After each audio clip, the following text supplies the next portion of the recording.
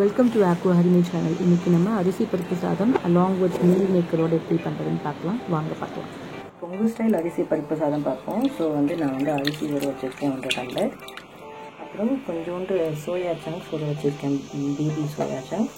அப்புறம் துவரம் பருப்பு ஒரு 1/4 டம்ளரும், பாசி பருப்பு ஒரு 2 ஸ்பூன், 2 பெரிய ஸ்பூன் போட்டு கழுவி ஊற வச்சுருக்கேன். 2 தக்காளி, பெரிய தக்காளி கட் பண்ணி வச்சுருக்கேன்.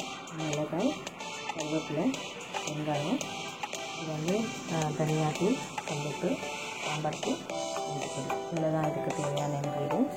இதுக்கு தொட்டுக்க காம்பினேஷனாக அம்மா உருளைக்கிழங்கு பொடி செஞ்சுருக்காங்க. சாப்பிட்றேன். பார்த்திங்கன்னா ரீஃபைண்ட் ஆயிலில் விட கடலெண்ணெய் தான் ரொம்ப டேஸ்ட்டாக இருக்கும். ஸோ கடலெண்ணெய் விட்டுட்டு நம்ம பெருஞ்சீரகம், அப்புறம் கொஞ்சம் பட்டை, கிராம்பு வேண்டாம், பிரியாணி இலையை மட்டும் சேர்த்துட்டு அது ஃப்ரை ஆகி வந்த உடனே நம்ம ஆனியனும், பச்சை மிளகாயும், அப்புறம் கருவேப்பிலையும் சேர்த்து ஒரு வதக்கணும். இது எதுவுமே டீப்பாக ஃப்ரை ஆக வேண்டாம். ஒரு வதக்கு ஜஸ்ட்டு அந்த பச்சை வாசனை போகிறதுக்குள்ளேயே நீங்கள் மற்ற இன்க்ரீடியன்ஸ் சேர்த்துக்கலாம். ஏன்னா எல்லாமே சேர்ந்து குக்கரில் குக்காக போகிறதுனால.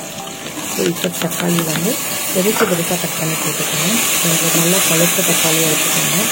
இதுவும் நீங்கள் சாப்பிட்டே பண்ண வேணும். ஜஸ்ட்டு போட்டு ஒரு கிண்டுக்குள்ளேயே நம்ம இதில் நம்ம சோயா சங்க்ஸு எல்லாமே சேர்த்துக்கலாம். இப்போ மஞ்சள் பொடி, கல்லுப்பு, அப்புறம் சாம்பார் தூள், கொஞ்சோண்டு மிளகாத்தூள், மிளகாத்தூள் நான் கடைசியாக ஒரு மிக்ஸ்க்காக போடுவேன். இதெல்லாம் போட்டுட்டு இந்த பச்சை வாசனை மட்டும் போகிற வரைக்கும் யூஸ் பண்ணோம்னா டேரெக்டாக இல்லை பருப்பு 2 பருப்பையும் ஊற வச்சுக்கணும். தண்ணியெல்லாம் வச்சுட்டு உள்ளே போட்டு ஒரு கலரிக்கணும். இப்போ நம்ம ஊற வச்சுட்டு சோயாவை நல்லா பிழிஞ்சி எடுத்துட்டு இதில் சேர்த்துக்கலாம். தண்ணியோடு சேர்த்தா அந்த மசாலா இதெல்லாம் பிடிக்காது. அந்த ஒவ்வொரு கழுவும் போது ஒரு டிஃப்ரெண்ட்டான தண்ணி வரும். அதெல்லாம் எடுத்து போட்டுறது நல்லது. ஏன்னா அது ஃபர்மெண்டிங் ப்ராசஸ் மாதிரி இருக்கும். ஸோ எடுத்து போட்டுக்கலாம். இப்போது இந்த சோயா சங்க்ஸையும் இதுக்குள்ளே ஆட் பண்ணிக்கலாம் குக்கரில். இது மினி சோயா சங்க்ஸ் இப்போ ரீசெண்டாக வந்திருக்கும். இதை போட்டு ஒரு வதக்கிட்டு இருக்கும்போது நம்ம இப்போ அரிசி கலந்து வச்சுருக்கோன்னா அதையும் இது கூட சேர்த்துக்கலாம்.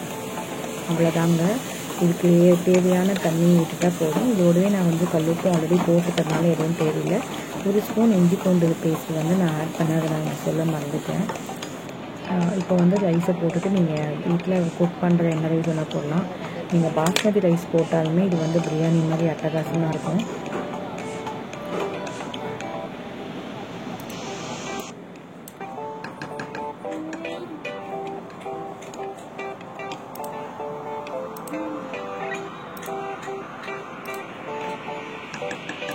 ஒரு டம்ளர் அரிசிக்கு 3 டம்ளர் தண்ணி ஊற்றிருக்கேன். அதுக்கேற்ற மாதிரி தண்ணி ஆட் பண்ணிக்கிறேன். பருப்புக்கும் அரிசிக்கும் கூட நான் தண்ணி ஆட் பண்ணிக்கிறேன். ஸோ கிட்டத்தட்ட பார்த்தீங்கன்னா 6 கிளாஸ் பண்ணி அப்புறம் ஒரு 1/4 டம்ளர் எக்ஸ்ட்ரா விட்டுருக்கேன். இந்த மாதிரி நல்லா கொதி வந்ததுக்கப்புறம் நீங்கள் டேஸ்ட் பண்ணி பார்த்தீங்கன்னா கொஞ்சம் சால்ட்டியாக இருக்கணும். எப்பவுமே அரிசி பருப்பு சாதம் இந்த மாதிரி சாப்பாடுக்கு கொஞ்சம் சால்ட்டியாக இருந்தால் தான் நல்லாயிருக்கும். லைட்டாக டேங்கியாக இருக்கணும். இந்த டைமில் நான் கொஞ்சமாக கரையானை ஊற்றிக்கிறேன்.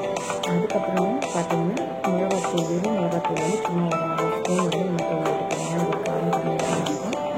நார்மலாக ப்ரெஷர் குக் பண்ணிட்டு இப்போ பார்த்தீங்கன்னா அதுக்கு 3 இட்லிட்டாக போகும். இந்த மாதிரி அப்புறம் சோயா சங்க்ஸ் போட்டு அரிசி பருப்பு சாதம், தக்காளி சாதம், தக்காளி பிரியாணி, இந்த பேச்சுலர் ரைஸ் எல்லாமே சொல்லிக்கலாம். எல்லாமே இப்போ எடுத்து ஹாஸ்பிட்டல் போட்டு கலக்கலாம். பார்த்தீங்கன்னா பாத்திரத்தில் அடி கூட பிடிக்காது. அப்படியே உதவியாக வந்துடும்.